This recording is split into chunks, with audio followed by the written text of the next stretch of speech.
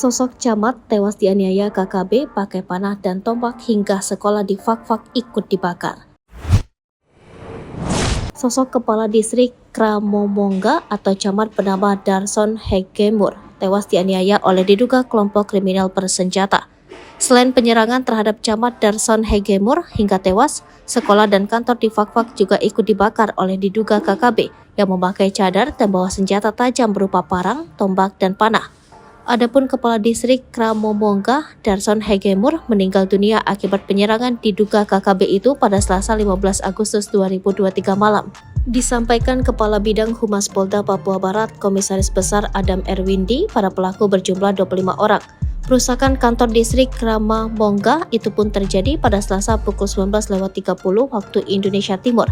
Adam memaparkan para pelaku menggunakan cadar dan membawa senjata tajam berupa parang, tombak, dan panah.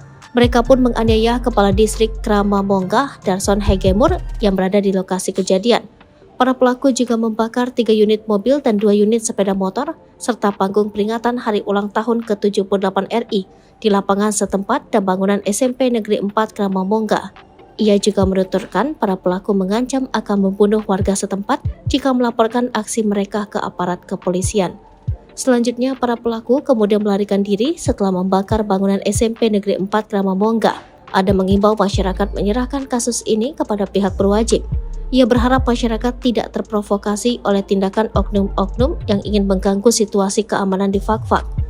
Sebelumnya, Bupati Fakfak Untung Tamsil memberikan imbauan yang sama beberapa jam setelah pembakaran SMP Negeri 1 Kokas dan kantor distrik Kramomongga. Ia memastikan pihak berwajib akan menelusuri perihal kejadian tersebut dan menyebut Kabupaten Fakfak adalah kota yang damai, aman, dan nyaman yang perlu untuk dijaga bersama. Bupati Fakfak juga mengungkapkan turut berduka cita untuk keluarga korban dalam kejadian itu. Kepala Kepolisian Resor Fakfak, Papua Barat AKBP Hendriana menyebut pihaknya telah mengantongi identitas para pelaku pembakaran bangunan kantor distrik dan sekolah di distrik Kramomongga pada Selasa 15 Agustus 2023 malam. Meski begitu, Hendriana masih enggan menyebutkan identitas para pelaku pembakaran dan penganiayaan tersebut. Ditanya apakah pelaku merupakan bagian dari kelompok kriminal bersenjata, Hendriana menyebut kecil kemungkinan.